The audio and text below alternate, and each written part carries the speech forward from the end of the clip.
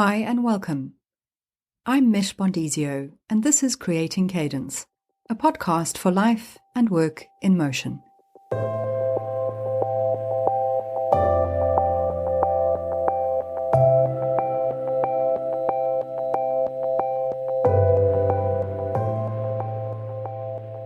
This is the start of Season 2 of the podcast, and our topic in this episode is patience, why we no longer have a willingness to wait, the influence that patience has on our connection, focus, and well-being, and how we can rebuild our ability to pause. Before we dive in, I wanted to give new listeners a bit of background on me, your host. Aside from podcasting, I'm a business performance coach, consultant, and the founder of Growth Sessions, which is my learning platform for individuals and small teams working in creative and digitally focused workplaces. The aim of my work is to help people to develop more mindful approaches to work that better support their creativity, productivity, and well-being. You can find out more about me and what I do at growthsessions.co. This Creating Cadence podcast is an accompaniment to my mission to help people activate more of their potential, both in themselves and in their businesses. It's a place where I share thoughts, ideas, tips, tricks, and the latest research to help you develop a better work-life cadence. If you want to understand the concept of cadence in more depth, please have a listen to episodes 1 and 2 from the first season. A reminder too that I'm recording this podcast at home during the third lockdown. It's raining today, which elevates the sound of passing traffic, so you may hear it in the background, along with other random noises from outside, like seagulls and my neighbors going about their day. So let's dive into this episode and the idea of patience. A while back, I found myself getting tetchy and irritated on a Zoom call.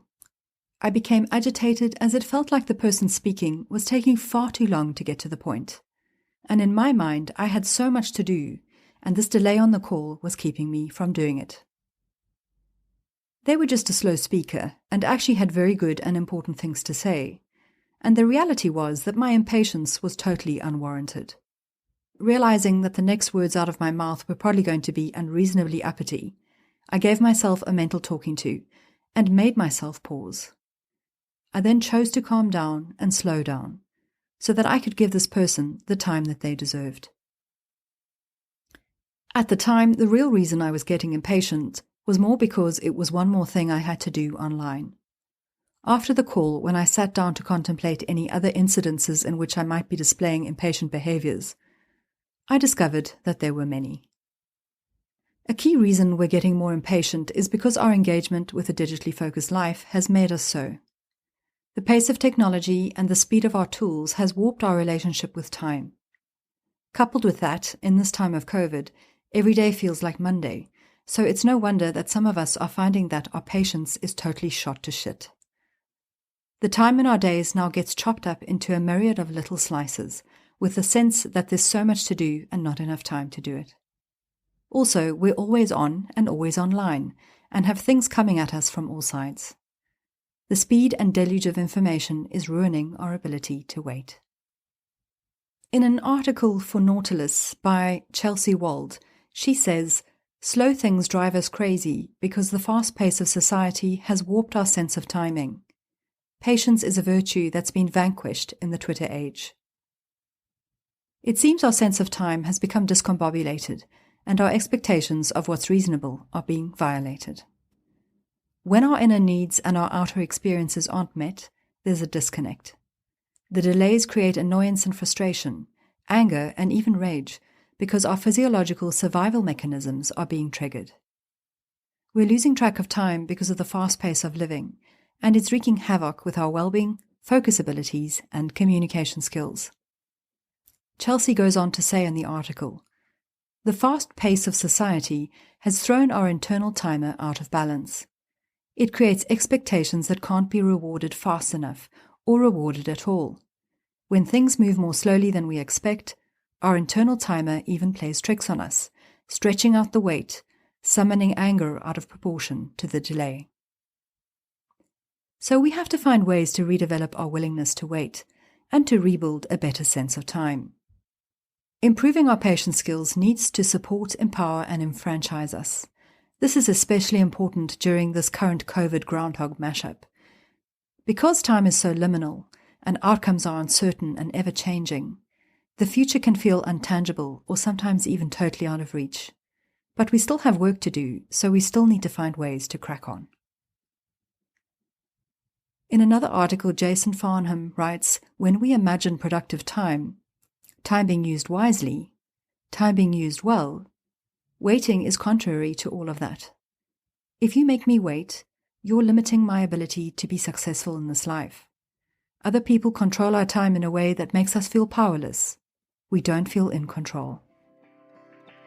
So how do we take better control of time and rebuild our patience skills in the process? Here's a few thoughts and resources to help. I'll also be sharing links in the show notes to the articles and quotes I refer to in this episode. The first thing we can do to look at rebuilding patience skills and better control our sense of time is to define our schedule. In this day and digital age, the work that most of us now do requires us to be both managers and makers. What I mean by that is that we have to do both creative and reactive types of work. But do you work according to a maker's schedule or a manager's schedule? Or is it a hybrid of both? This idea of maker and manager schedules was first proposed in a 2009 essay by Paul Graham of Y Combinator. This concept is explored further in an excellent article by Parrish of Farnham Street. I'll share the link in the show notes. Basically, a manager's time is broken up into lots of tiny slots, with accompanying distractions and interruptions. A maker's schedule, in comparison, is usually made up of bigger blocks of time for focused, deep, and uninterrupted work. If you're trying to do maker work using a manager's schedule, you're setting yourself up to fail. As Shane says in his article, from Paul Graham's distinction between makers and managers, we can learn that doing creative work or overseeing other people does not necessitate certain habits or routines. It requires consideration of the way that we structure our time. Also relating to your schedule, what quantity of time are you spending working and doing that work online? Too much doesn't help our patience skills or our well-being. Studies have found that after 40 to 50 hours of work in a week, our productivity and focus takes a massive nosedive. So remember to step away as part of your schedule, and do so regularly. Another way to get on top of what's making you impatient is to consider the cost of interruptions. There's a difference in the types of interruptions we face daily and how they help or hinder us. Taking a short break from your work to drink water, stretch, or pet the dog actually supports your focus and is good for your well-being. But needing to change the type of work you do at a moment's notice to deal with someone else's need or inquiry does not support your focus or your creativity. In this case, the cost of interruption is higher than you think, as it takes a good deal of time to get over the attention residue of that interruption, so you can return to focusing fully on what you were doing beforehand. We're paying attention to things all day long. We're addicted to our devices and addicted to staying connected. Cal Newport calls it being connected to the hyperactive hive mind. That's the endless stream of communication coming at you which you think you need to be on standby to listen in on, or you'll miss out. This need to be connected to the hive mind is an entrenched organizational behavior which is detrimental to actually getting anything done, and it's a big contributor to why our patience is also in tatters. The third way that you can build your willingness to wait more is to create the space you need. We don't like being alone with our thoughts. It's too uncomfortable. So we fill our time with stuff that distracts us. However, we've got big global problems that need solving, and when we crowd out our thinking time with constant input, that doesn't give us a lot of time to come up with good solutions. So how do we create the space we need? Quoting Jason Farnham, he says, "Boredom, daydreaming, and waiting activate a part of the brain called the default network, which is often referred to as the imagination network. So we need to find ways to stay open to novel ways of thinking and doing.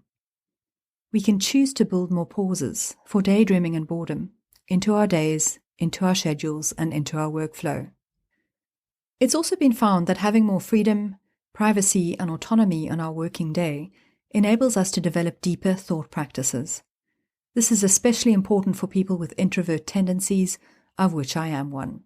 I'm going to share a link to Susan Cain's TED Talk on the topic for those who want to dive deeper. Creativity and innovation have been found to be critical to developing leadership competency, but they can be stifled by rigid systems and processes. In companies with teams, consider how you can relax or adapt your systems and processes to better support creativity and innovation. And if you're working from home, that means making time whilst working to truly be alone. What I mean by that is including decent chunks of time in your workday to work asynchronously, disconnected from outside communication. That's email, video calls, online chat, phones, and any kind of interruption. Anything that distracts you from getting your shit done. Remember, laser focus comes at a price. It takes time and it requires setting boundaries. The fourth point connects our lack of patience to procrastination. Think about what motivates you to take action. It's common to think that we need to feel like we want to take action before we'll actually get started on doing something. But it's actually the taking action bit that builds the motivation to continue with the task. Procrastination affects everyone, and it's usually an emotional response to stress. But our feelings, including feeling impatient, are made up by our brain to decipher what it thinks is happening in our world, and sometimes they can be unreliable. The emotions we feel about doing something are often not the real reason why we shouldn't do something. And yet our thoughts about a perceived situation can be so powerful that they can stop us in our tracks. This is not ideal when we have a deadline. So what types of productivity practices can help you to get your jobs done, especially when procrastination makes you lose time and patience? Personally, I find I get more done when there's a promotion focus to an activity. What's the reward for doing the task? It means I'm motivated by the thought of making gains and being in a better off situation because I do the work. This kind of focus requires me to be optimistic in my thinking, which I'm all for. But if I'm struggling with anxiety, which does happen, this can undermine my motivation and prevent me from taking action. So another way of getting things done is to be motivated by prevention. This means we focus on doing the work to avoid getting punished or losing what we already have. It's a type of thinking that's enhanced by anxiety, as we worry about what might go wrong if we don't do the work. It actually works as a method, but it's not ideal because to me, it feels too negative. Another way to help you take action is to consider if-then planning. That essentially means having a go-to plan, deciding in advance what steps to take, where and when, so that you don't deliberate when the time comes. Research has found that this type of planning can double or triple our rates of goal attainment and productivity. And knowing what the next steps are can help us execute them in a calm, patient, and orderly fashion. Incidentally, procrastination was also the theme of episode 7 of the Creating Cadence podcast. You can check out the link to that in the show notes if you want to dive deeper on the topic. The fifth way that we can improve our patience is to do the pre-work. Our sense of time is also calibrated by our circadian rhythms. Our circadian rhythms control and synchronize every single little cell in our body, so that our bodies function in time with the Earth's rotation. Here's a fun fact: circadian rhythms are actually found in most terrestrial organisms. Stress and cortisol levels have a direct impact on our circadian rhythms. And disrupted circadian rhythms can affect our sleep patterns, cause inflammation in the body, and lead to poor immune function. If we're not doing the work to support our minds and our bodies, then we can't function at our best when we need to do the paid or proper work. So building strong self-care foundations is essential to supporting our focus and well-being. These activities also help to create space and time, which in turn helps with our patience skills. Here's a few simple practices that can help to create pause. Work on getting 8 hours of decent sleep.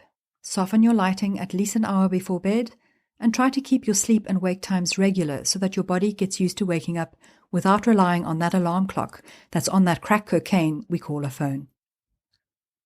Mindfulness, meditation, and gratitude practices can also help with impatient minds, And in my book, they are superpowers.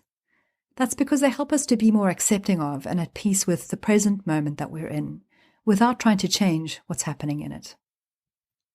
In particular, if you work on developing a conscious breathing practice, you will notice a massive difference in how you deal with situations.